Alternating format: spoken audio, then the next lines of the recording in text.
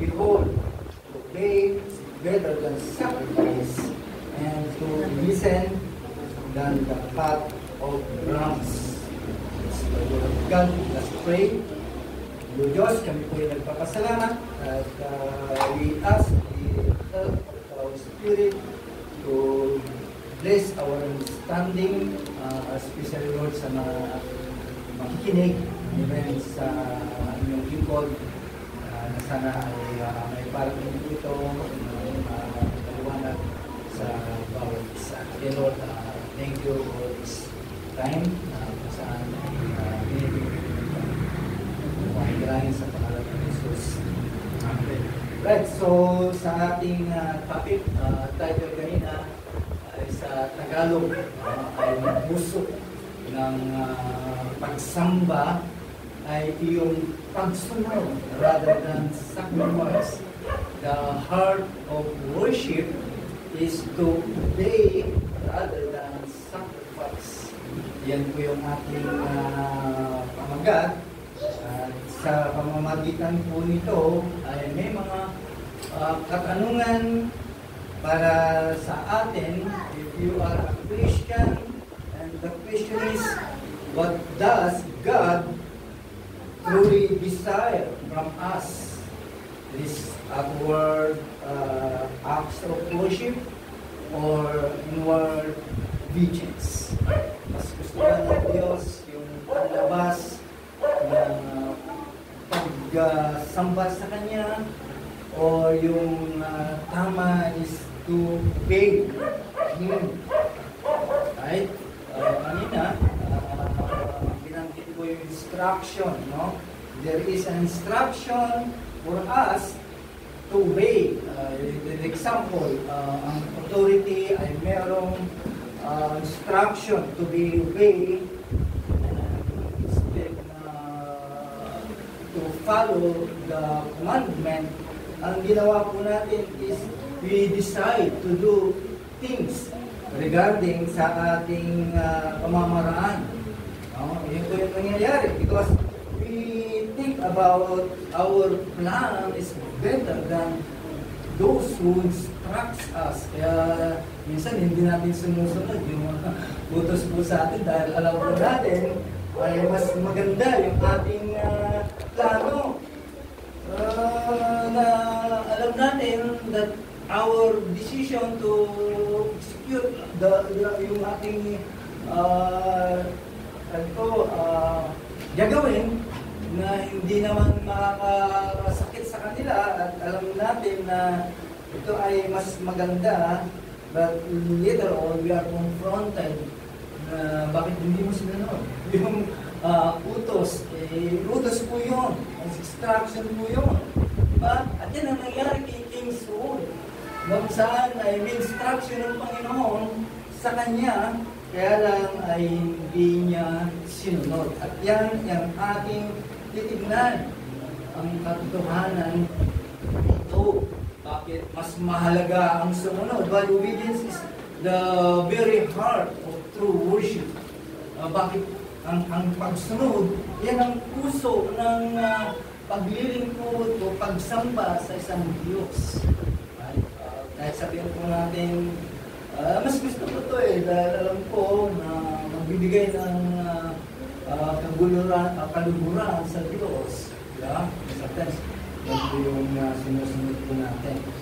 Pero sa ako ng Bible, tanong ay mas nakikita yung sarili mo o yung decision mo to worship God rather than the commandment para masunod po tayo sa Diyos. Tignan po natin kung ano po ang ibig sabihin po ito.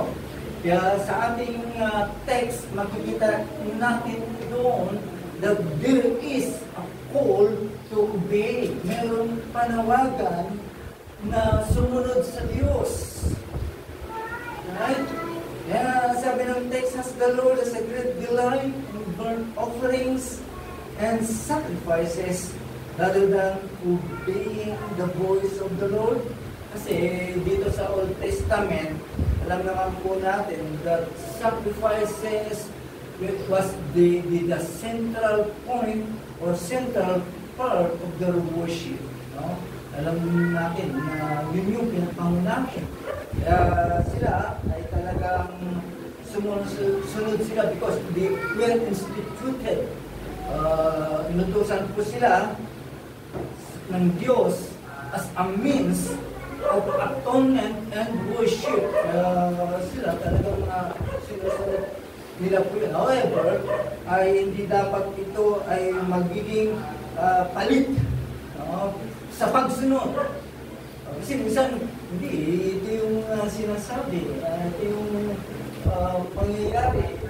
Ito ang gagawin. Pero yung obedience ay sometimes pinapalitan. Pero tandaan po natin mga kapatid, obedience is the complement.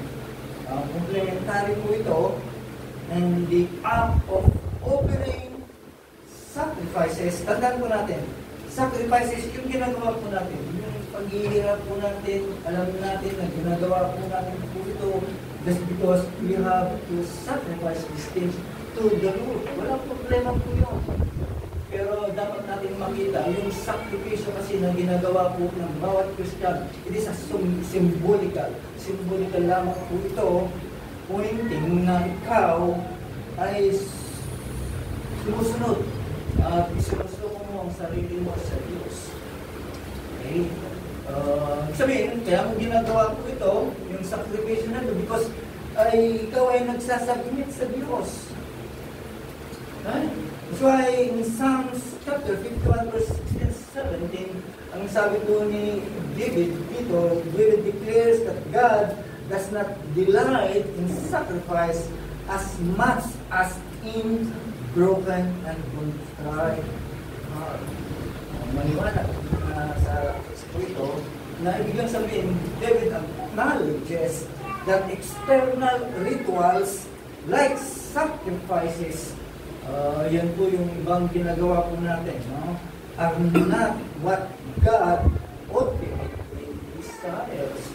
Yan po hindi desire ng ating hindi yung katapusan ng kanyang kaluluban para sa atin. Right? Sometimes, na-disobey po natin ang salita ng Diyos. Bagamat during that time, yung kanilang batas, it required sacrifices. Kasi sa kanila, ang ibig sabihin kasi nito, it is an atonement. Sacrifices ay means of atonement.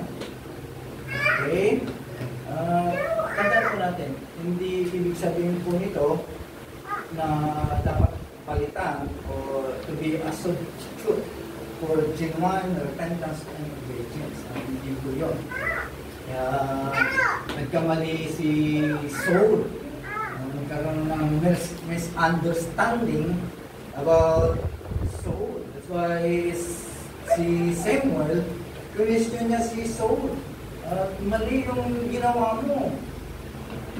Okay? Dahil naniniwala si Samuel na yung rituals ay pwedeng palitan yung pagsunod. Yung rituals, yung madalas natin ginagawa, ito yung rituals, ito yung nakadesign, gagawin ito, papalitan mo ngayon yung aking pagsunod sa Diyos. Right? Hindi po ito substitution ng obedience sa pinag-uutos ng Diyos. It's not a substitute of God's command. Yung mga rituals na ginagawa natin, bagamat ang punto po natin, ang intention po natin is good, and we do it, and we dedicate it for God. Pero hindi po yun. Hindi mapapalitan yung pagsunod that is clear. Kasi command po yan. Okay? Kaya si Saul, maaaring totally disobeyed God, but sabi niya, it's only a partial obedience. Kaya again, partial obedience is still the same as disobedience. Diba? mayroong ano pa rin tulong. Okay? Kaya tandaan po natin. Ibig sabihin, nagpapaliwanag o nagpapakita na ang isang Kristiyano ay hindi po siya talaga fully submitted to God. At kapag may partial obedience, hindi ka totally submitted to God. Right? Dahil meron kang reservation eh. Kaya hindi totally obedience ang ganong bagay. Pero si Saul, he rationalized his action by claiming that sacrifice were for God. Eh, para sa Diyos naman ito eh. Yung ginawa ko ay bagamat hindi ko sinunod yung command, pero yung ginawa ko, it's the same as sacrifice for God. Eh, biglang sabihin, partial obedience ko yun. So, partial obedience is disobedience. Pare, no? Kaya, karamihan sa atin ngayon ay dahil sa kanilang religious affiliation or even church attendance, nandito siya is exercise about tithing or anything acts of service. Baliwala if you neglect, okay, yung panawagan sa atin to hold, to live in submission to God's word. Okay, utos ang salita ng Diyos. May utos ang salita ng Diyos. Pero lahat naman ng mga activities ng simbahan, ginagawa po natin, but still, hindi natin ginagawa kung anong sinasabi ng Diyos. Still, we disobey God. Okay? Kaya, ibig sabihin, in God's view, God's calling for a true worship. Kaya kailangan, pag nandito ka, ipakita mo na talagang you are worshiping God in a true ibig sabihin, nandito ako para maglingkod, mag-worship sa Diyos. Nothing can hinder me. Sometimes, ganun po ang nangyayari. Si Samuel, in-highlight niya kay Saul regarding the value of obedience. Mas mahalaga yung pagsunod rather than the outward act of worship or any ritual. Kasi yung iba, tama naman po kasi ito na yung talagang ginagawa. Okay? So, paano natin malalaman ngayon kung ano ang tunay? What is the true worship? O paano natin makikita ngayon? Eh, nandito naman ako. So, it means, baliwala ba yung ginagawa ko? No.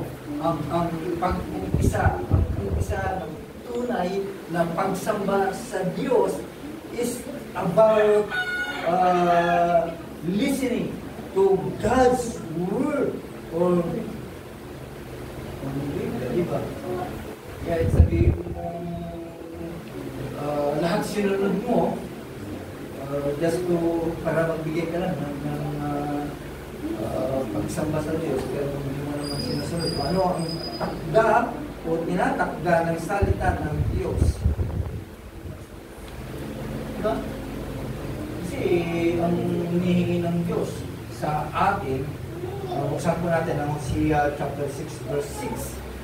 Right? Kung saan sinasabi po dito, right? Sa bawat mananampalataya, bawat mga Kristiyano, ang sabi pa ng Hosea, for I desire, mas gusto ko yung tapat.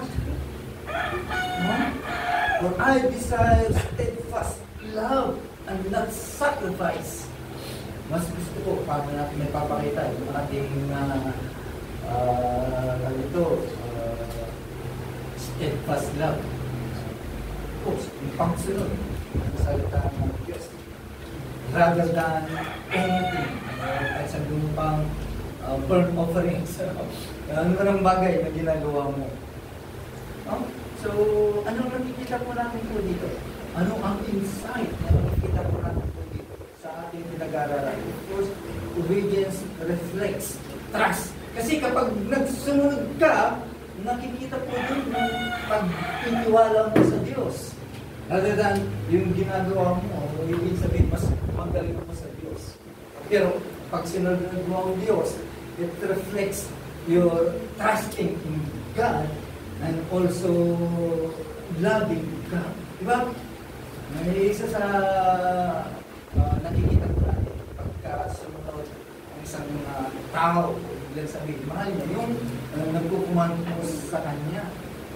Right? So, that makikita po dito, ang pagsunod mo sa Diyos ay nagpapakita na ikaw ay nagtitiwala at minamahal mo ang Diyos. Kasi yung mga ginagawa can be empty. Yung mga rituals na ginagawa ko natin, pwede naman gawin yun. Pero walang lamak po ito. Kaya makikita ng Panginoon that as an empty, submissive heart. No? Wala. Nagawa mo nga, pero iba yung palaman mong ritual na yun, rather than the obedience. Pag hindi ka, talagang makikita ng Diyos. Iwanan mo yung pagmamahal mo sa Kanya. Kaya mga kapatid, it's time to evaluate our hearts. Yung estado ng ating mga puso. No? Talaga bang pinaprioritize po natin ang ating pagsunod sa Diyos? Are we prioritizing the commands? Ang ating pagsunod sa inuutos ng Diyos over your external display of your worship? No. Tandaan po natin, ang isang pagsunod ay isang napakataas na akto ng pagsamba. It is the highest form of worship. Ang pagsunod, hindi lamang po yung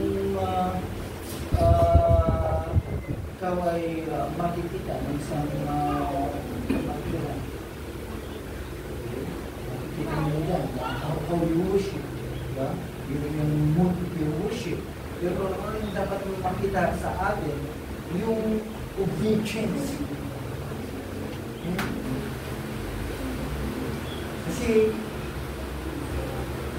sinusunod natin yung commandments ng Diyos o yung kanyang mga utos. Kaya ang tamang pagsunod, true obedience is the highest form of worship. Why? Because it demonstrates your faith. Pinapakita ng iyong pananampalataya. Hindi lamang yun. It demonstrates the reverence. Pinapakita mo yung pananampalataya mo, yung paggalang mo, the one you serve.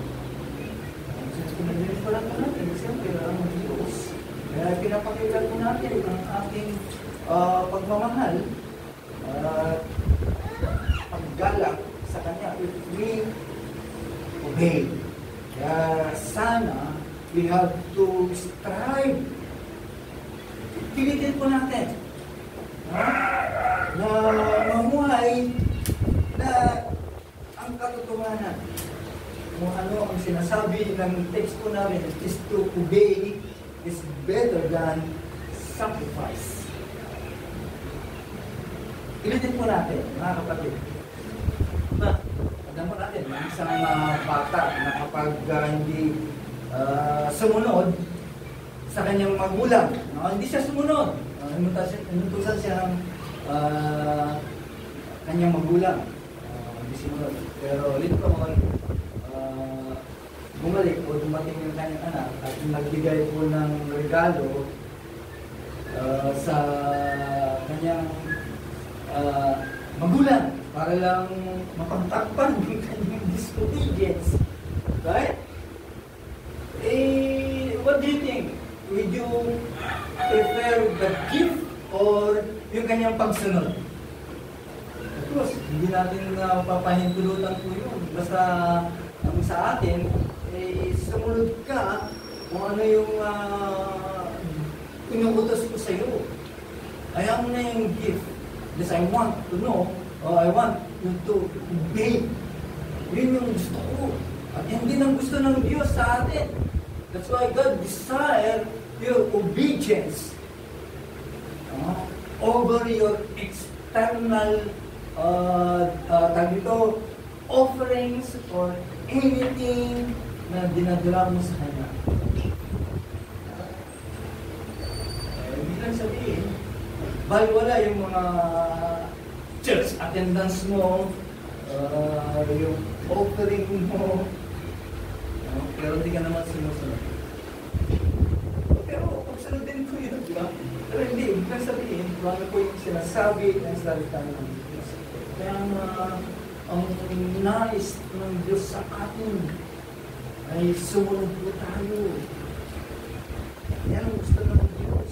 At ayaw niya yung mga bagay na mapalitan ang ating pagsunod. Kasi tandaan po natin, obedience is the essence of a true worship. Ang natin worship ng Diyos. Hindi naman po tayo sinusunod. Kaya mga sinabi ng Panginoon, if you love me, ang aking mga utos, keep my commands. Kaya, ang tanong, may mga area ba sa buhay natin ngayon bilang mga Kristiyano, okay, masjid na we sacrifice rather than obedience. Well, siguro makikita po natin sa buhay po natin. Okay? Mas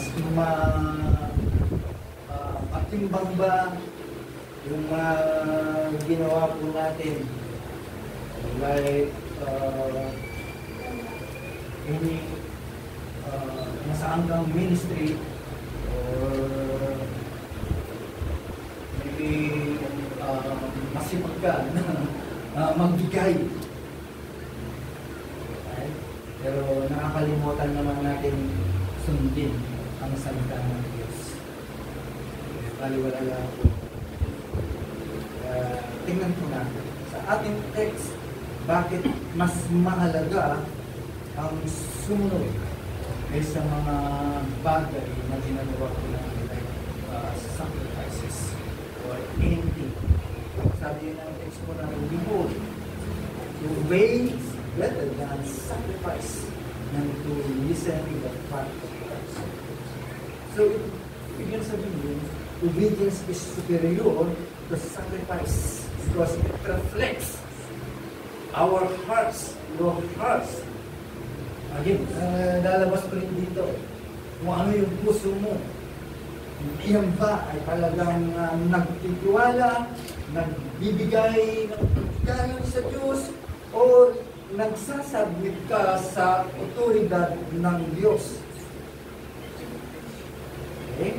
While sacrifice can often be reduced to an outward ritual accompanied by genuine devotion.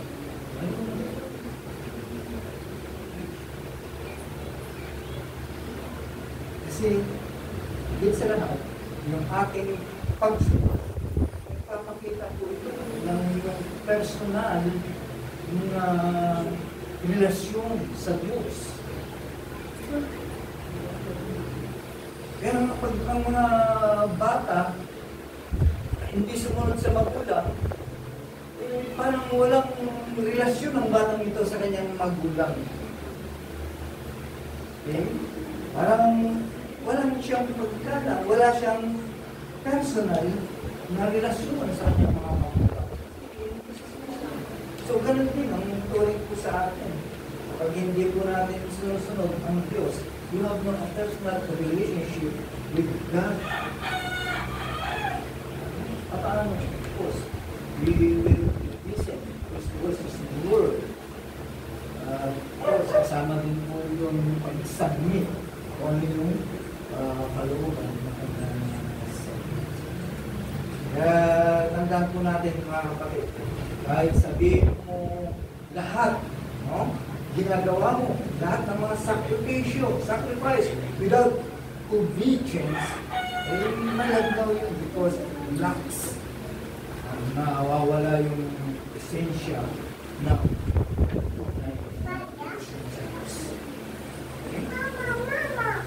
bakit kasi obedience, yung pagsunod ko natin, nagbibigay ng glorification sa Diyos. It glorifies God. Our obedience glorifies God.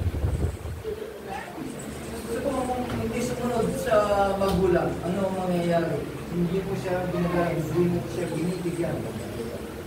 Okay? Ng paggawa. So ganun din po sa Diyos. Kaya napagsunod natin, natutuwa, nag-glorify ang Diyos natin.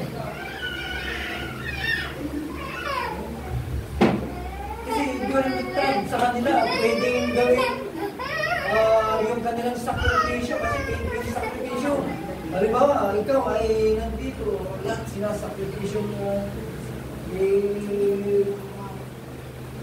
pwedeng sabihin self-righteousness yun. Right? Pakikita ng mga tao, he is a self-righteous. Lalo na kung kukuha mo Kristiyano. At nakikita mo, hindi naman sumusunod. So, maybe self-righteousness lang po yun. Mga sakripisyo. Kaya hindi mo matatawanan. Okay? Maaaring pwedeng outward, makikita nila. Religious ang tamang po tayo. Pero deep inside, ay walang religious. Okay? Kasi alam po natin, ang napakalaga ang obedience sa salita, lalo na sa Diyos. Kasi makikita po natin na glorify ang Diyos.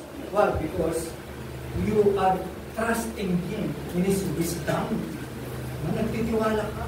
Kaya ka sumusunod dahil nagtitiwala ka sa katalinuhan ng Diyos. Na ibig sabihin, sinusunod mo siya, you are prioritizing God, not your own. Kaya baliwala ko yun. Kung kaya sakripisyo ang ginagawa mo, baliwala ko yun. Pero ang sakripisyo na merong pagsunod, maganda po yun. Pero kung wala kong pagsunod, sacrifice without obedience, that's empty. Baliwala po yun. Okay? Paano natin makikita? Ano ang reflection? Kapag ganito ang ginagawa po natin. Okay?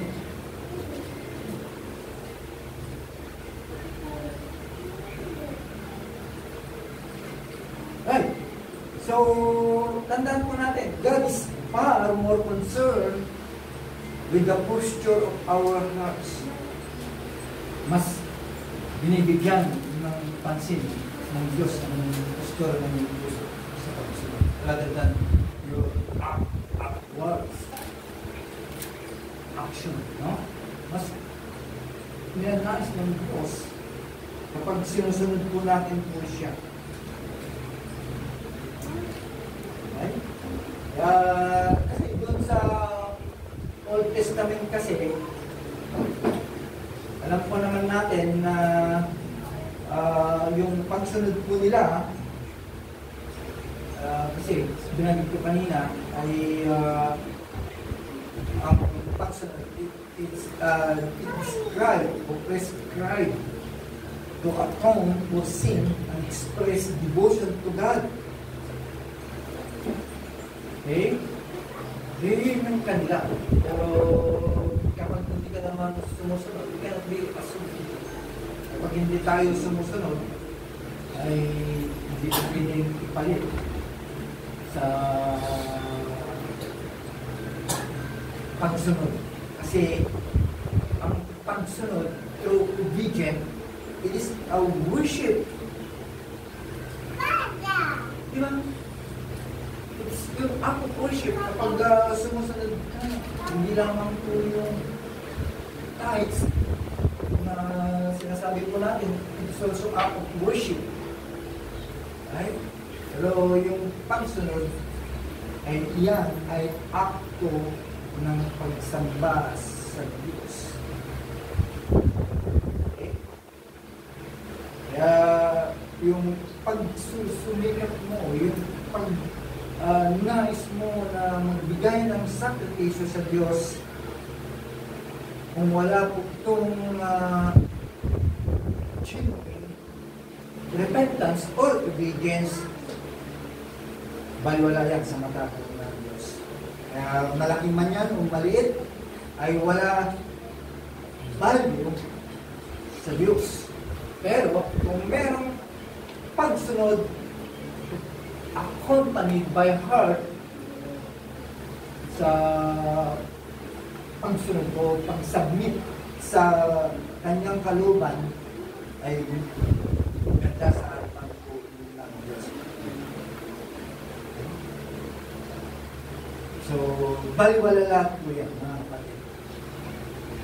Pero, para sa ating mga Kristiyano, yung mga ginagawa po natin, alam po natin na simbolo, kasi iyan ng iyong puso, right?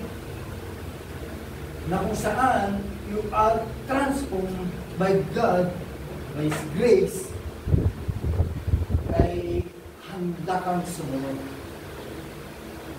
Hindi makakasunod ang mga wala pa kay Kristo.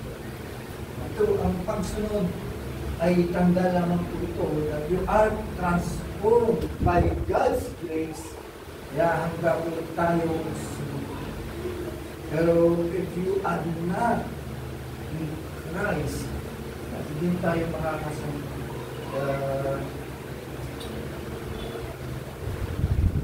Naisip po natin, no? Na kilalanin si Kristo para makasunod po tayo sa Diyos.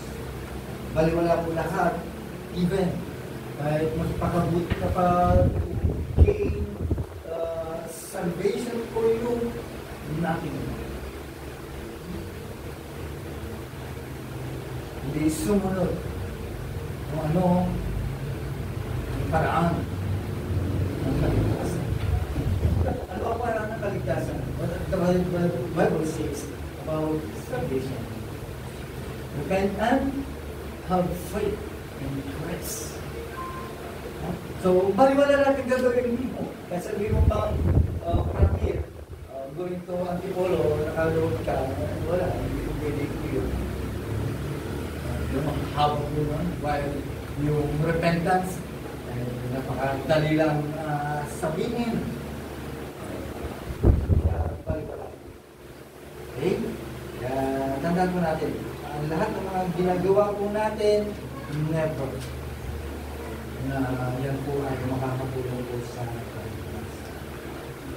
Again, no? Ano ba ang nais ng Diyos sa bawat Kristiyano? Ano ba ang sinasabi ng Micah chapter 6, verse 6 to 7? Ayun po natin. Verse na po. Sabi lang ng mga paghihirap po natin para lang mabigyan po natin ng kaluguran ng Diyos. Right? Wala, baliwala po yun. Pero sumagot ang Diyos eh.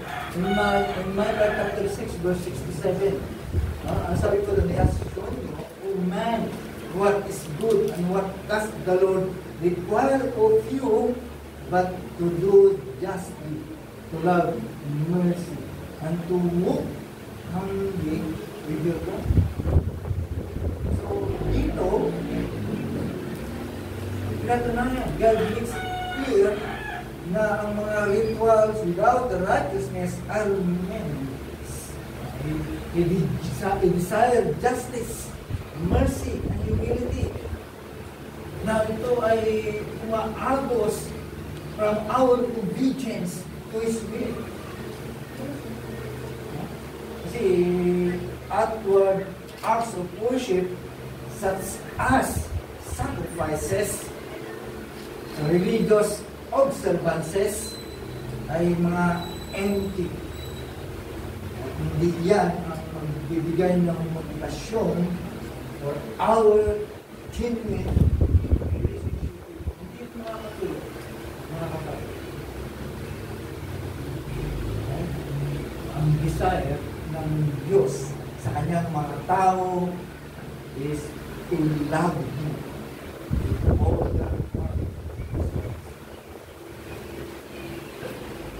Kaya nga during that time, sa panahon ng Matthew, nakita yung mga tao, sabi ng Panginoon, these people drew near to me with their mouth, sa salita lang. Okay?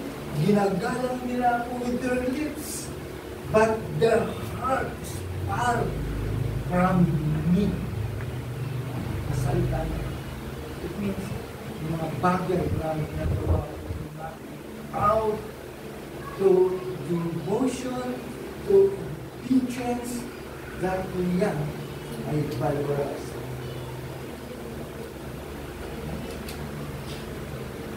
Papakita lang ang Biblia. It's a worship, but that's an external worship. No, hindi lang sabihin, pag sinabi external worship, walang puso po dito ng pagsunod. At yan ang ayaw ng Diyos. God's rejected. Again, sabi po ng Isaiah chapter 11 verse 13, God rejects sacrifices offered by those whose heart are rebellious. Hindi tinatanggap po ng Diyos. Kaya ang tunay na sumasamba sa Diyos, makikita mo sa kanyang buhay ay nakaalam sa kanyang kapaloob sa salita ko ng Diyos. Okay? Again, nagre-reflect po dyan ang iyong pagtitiwala at pagmamahal ko sa Diyos. That's why obedience, obedience as the true sacrifice. Yung pagsunod mo, yun yung tunay na sakripisyo. Hindi yung mga bagay na ritual na mga ginagawa po natin kapag nandito sa simbahan. Gusto mong ma-master yung attendance mo, which okay lang. From time to time, you follow the 10% of giving. Wala po yun. Okay? Wala po yun. Napakadali lang. Pagsunod lamang pala ang totoong sacrifice. Tandaan mo natin. Ito po ang utos ng Diyos. Yung puso, which is obedient to God's command. That's why, dapat yung mga sakripisyo na ginagawa po natin, must be. No? Ito yung patunay na ikaw ay talagang sumusunod sa Diyos. Sa Diyos. Ibig lang sabihin, sinusunod mo ang kanyang buhay. That's why si Samuel, nirebuke niya si Saul sa kanyang disobedience. Kaya nga sinabi niya, the Lord has great delight in burnt offerings. Pero hindi mo naman sinusunod ng Diyos. Kaya dito sa ating text, ang primary highlights po dito is yung ating obedience sa Diyos even in His Word. Ito yung highlights po dito. Hindi yung mga bagay na ginagawa po natin. Bilis, nakumpleto po natin na lahat ng bagay po yun. Yun, ganun lang talaga nila. Ganun lang ginagawa. Pagkatao. Kaya makikita nyo sila sa kanilang simbahan, pagpantan, extra time, nandito na, binubukas ang kanilang panahon. but they will not obey the word of God. Okay?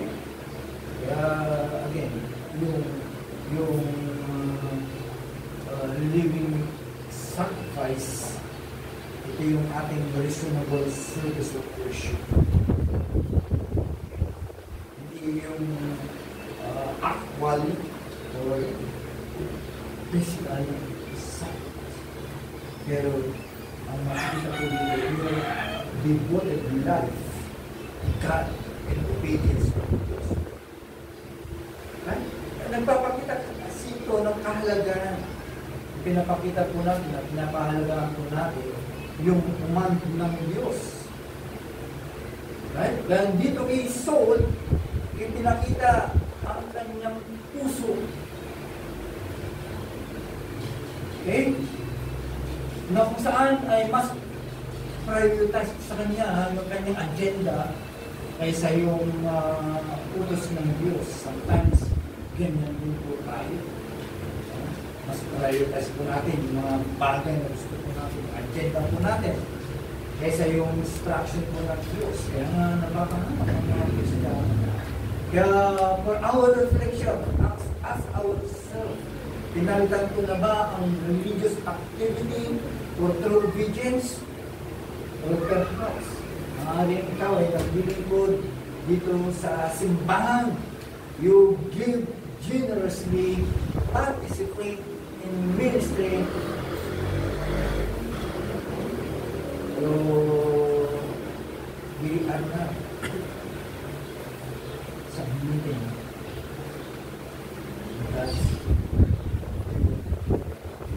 Tignan po natin kung gaano ka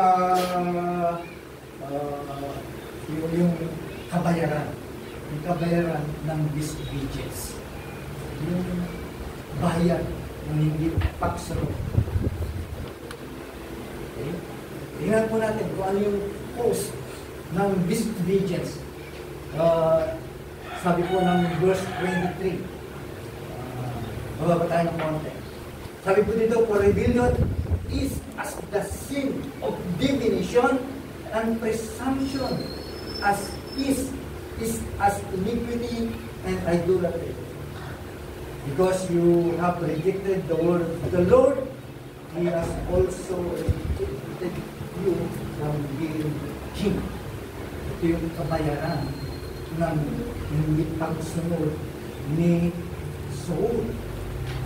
Rebellion and presumption as sin. So, si Samuel talagang iniquit po niya yung rebellion with divination. Witchcraft. Biglang sabihin, itinantay niya as witchcraft yung rebellion in terms of divination. Bakit?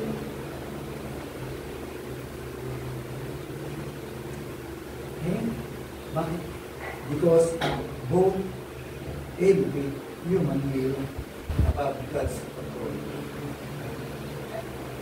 Yung dalawa po yun, pinapakita lamang na po ay kalooban mo.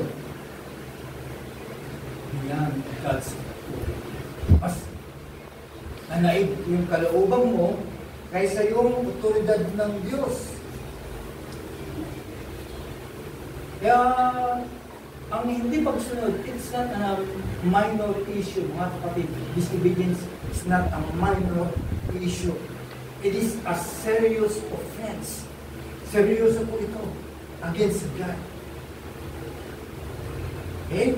Bakit? Kasi ito, it is an act of defiance. No? Nag-aakto ka na mas magaling ka sa Diyos. Ikaw yung pinaka-sentro. Okay? Ikinukonsider mo ang iyong sarili as an idol.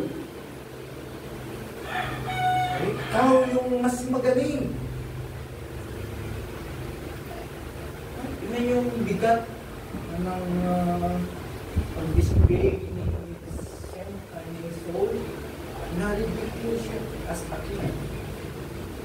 Okay? Dahil sa kanyang hindi pagsunod, because of his failure to obey, ay ito yung kabayaran. Yung kanyang magiging kaharian at yung kanyang relasyon sa Diyos. Okay? Na nagpapakita lamang na hindi natin pagsunod, merong consequences. Ano yung makikita po natin tayo? There is a consequences in temporal and eternal.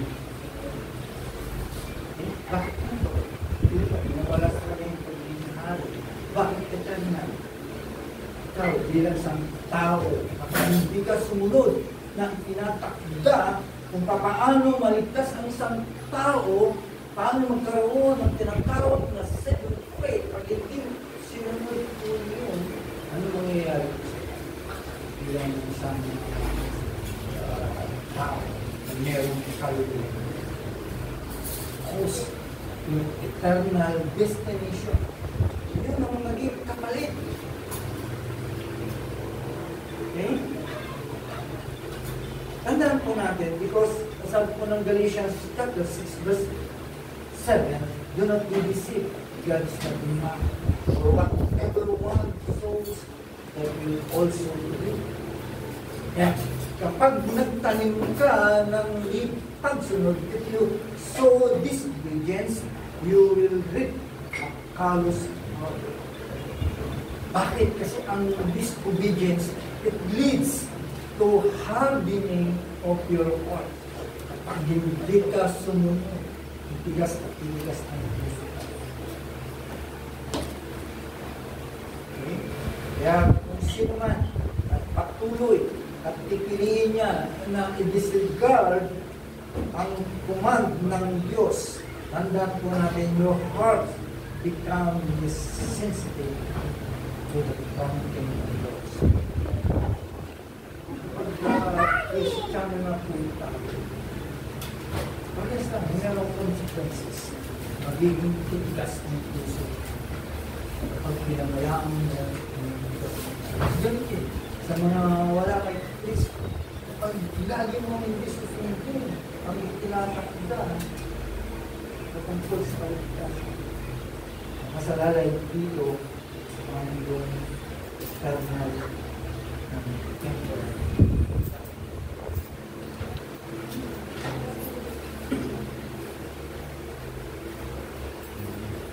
Kaya ang isang tao, no, kapag patuloy na disregard ang command ng Diyos, magiging less sensitive yung spirito. Okay? Patuloy na magre-resist ka para sa paghingi ng kapatawaran. Okay? Then, obedience leads to a callous or hardened hearts. Maraming mga Kristiyano na talagang tumigas na ang kanilang mga puso at hindi na nagre-response sa salita ng Diyos. Kaya mga kapatid, for our reflection, i-considera po natin yung kabayaran ng disobedience sa ating mga buhay. Check po natin sa area ng ating mga buhay na kung meron mang rebellious heart or pride, tandaan po natin, ito ang nagpipigil ng ating patuloy na relasyon sa Diyos. Kaya, it's the time to confess it. Hindi po natin ang tawag because ano naman po natin that our God is gracious to kaya dito yung failure po ni Saul, okay, na sumunod sa Diyos ay nagbibigay po ito sa atin, okay, para sa ating tagapagligtas.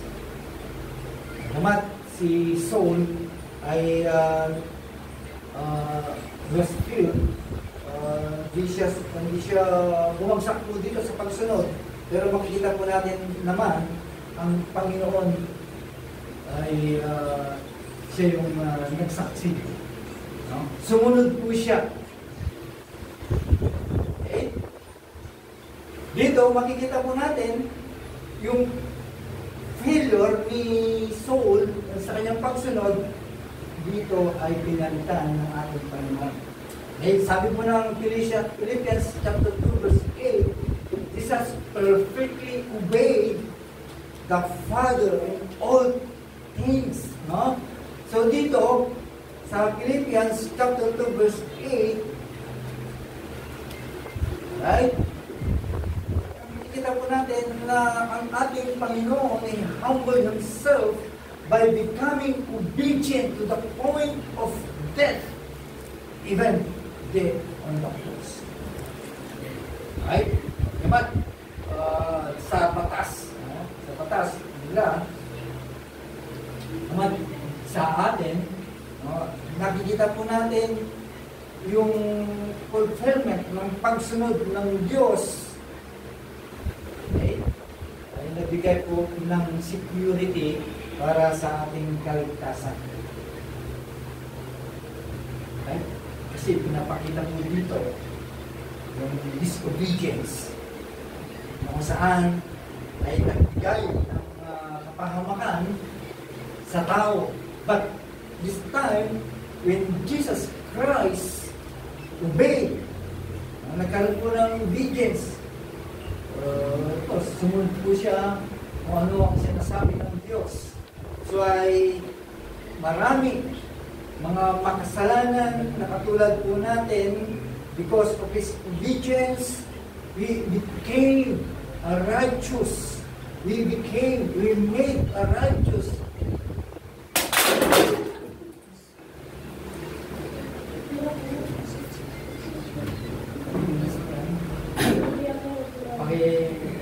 Doble na lang yung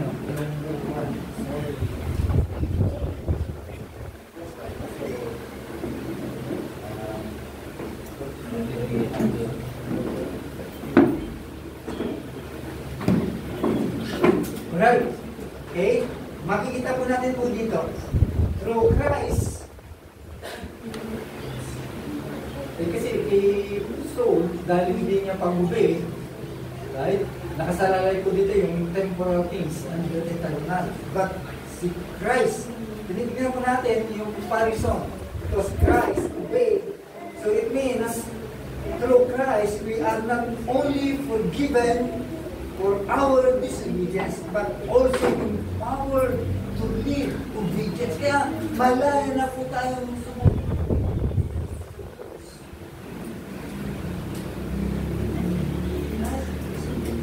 Kaya nagtataka po tayo because God give us a new heart na kung saan makikita po natin po dito that God put His Spirit in us para tayo ay makasunod. Magkaroon po tayo ng enablement to walk in His fruits. Hindi nyo ba napapansin po yung nakakasunod na po tayo?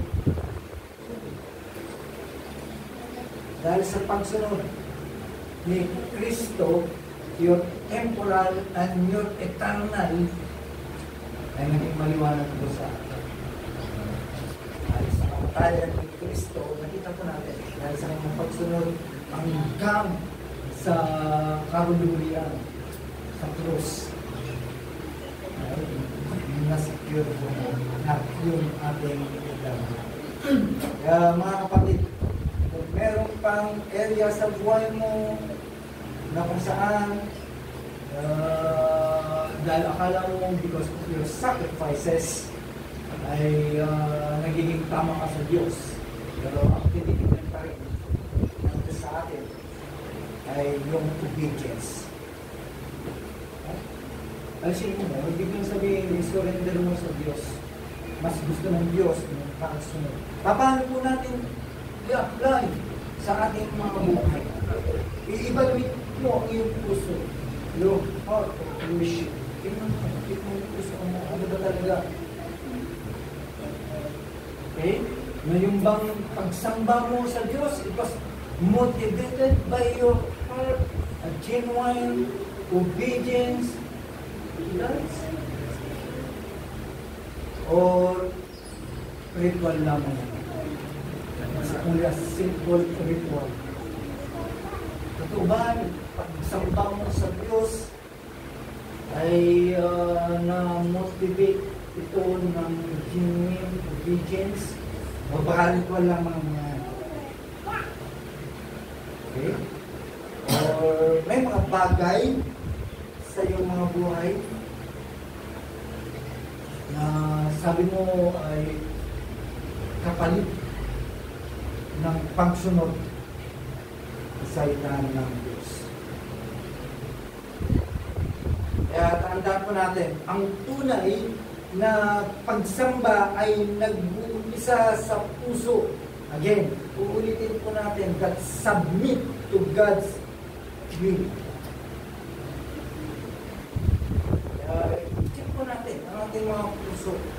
Kung ating pagsunod ay nagpapakita ba yan ng pagtitiwala at pagmamahal sa Diyos, or it's only an external display of worship. Baka hindi ko ang ating pagsamba sa Diyos. Pangalawa, for our application, consider po natin yung kabayaran ng hindi pagsunod. Consider the cost of obedience. Handaan po natin, disobedience has consequences dito sa buhay na to. Si Saul, yung kanyang rejection as a king, it is a reminder, it is a vivid reminder that rebellion against God marks the source and the loss of blessing and favor. Kasi nasabi ko na lahat ng pabor ng Diyos ay nasa Kristiyano. Bakit? Kung hindi naman tayo sumasabi, nawawala yung pabor at biyaya ng Diyos pag hindi tayo sumusunod. I-consider din natin ito sa area po ng buhay po natin kung saan nandoon ang disobedience. Tandaan po natin, maybe you have the spirit of pride na kung saan ito yung pumipigil. Magandang relasyon sa Diyos. Kaya kung meron na, repent. And we have to seek God's forgiveness. Sa biyaya ng Diyos ay nagbibigay po sa atin to walk obedience to the power of God. Pangatlo, Christ's perfect obedience secures our salvation. Pagsunod ni Kristo, kung hindi sumunod doon, wala tayong kaligtasan. Hindi na lang sumunod. Papakita lamang po na talagang alang-alang sa kanyang itinuring sumunod po siya. Kaya yung kanyang perfectong pagsunod ay yan ang nag-secure ng iyong kaligtasan. At yun ang magiging kaligtasan mo kung ikaw magtitiwala kay Kristo. Where so failed to fully obey God's command, Christ perfectly obeyed the Father in all things, even to the point of death on the cross. Okay? So, yung disobedience po ni Saul, nagpapaalala po sa atin as humanity, inability to fully keep God's standard. Ibig sabihin, as human, no? Ay hindi po natin ng standard po ng Diyos. In contrast, Jesus' perfect obedience fulfills the law and secure righteousness for all who trust in Him. Kailangan mo ito. Yung kabanalan ni Kristo dapat mapunta sa iyo. Kung hindi, mapapahamak ka. Hindi mo kailangan si Kristo. Kailangan cannot on your own.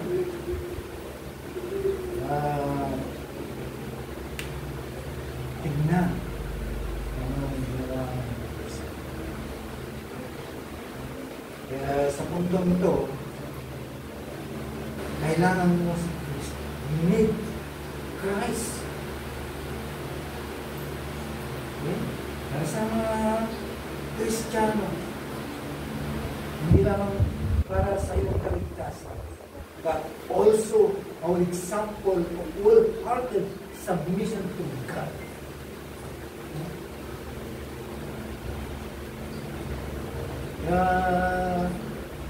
Sa Kanya lamang kung tayo kumukuha ng Panginoon para makapamuhay ng may buhay ng pagsunod.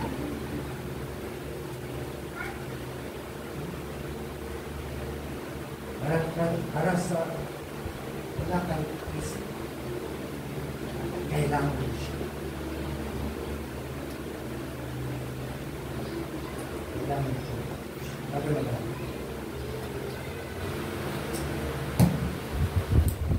Maraming salamat po Diyos sa mensahe ng aking kung saan binalatan ko. Binalatan ang aming mga puso. Binalatan ang aming mga puso. Saan ang aming paglilingkod, ang aming pagsamba sa iyo, ito ba ay tunay? Wala bang halong pagkukunwari? Dahil minsan natatanggapin ko mga bagay na ginagawa ko. Nakakala namin ang mga pagbibigay, ang aming araw-araw na pagkain ng simbahan o anything na ginagawa ko namin sa simbahan. Nakakala namin ay sapat na po yun. Pero salamat po sa kanya. Ibinakas ko. You reveal the truth, essence of worship. Saan aming pagsunod ay lamang tama.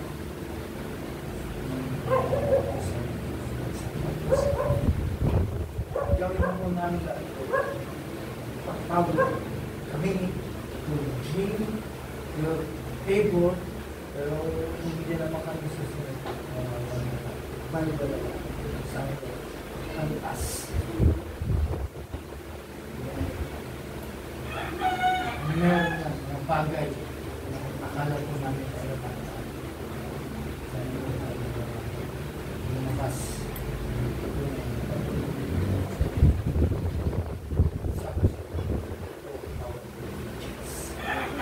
Salamat po kami. Sana ang mensahe ko mabot sa kayutulan ng aming puso sa aming kaisipan. At nakita po namin ang mga pagkakaan sa pagkakaan. Bali wala lang po Diyos. Ang bagay, wala lang tunay na pagsunod. May Lord, salamat.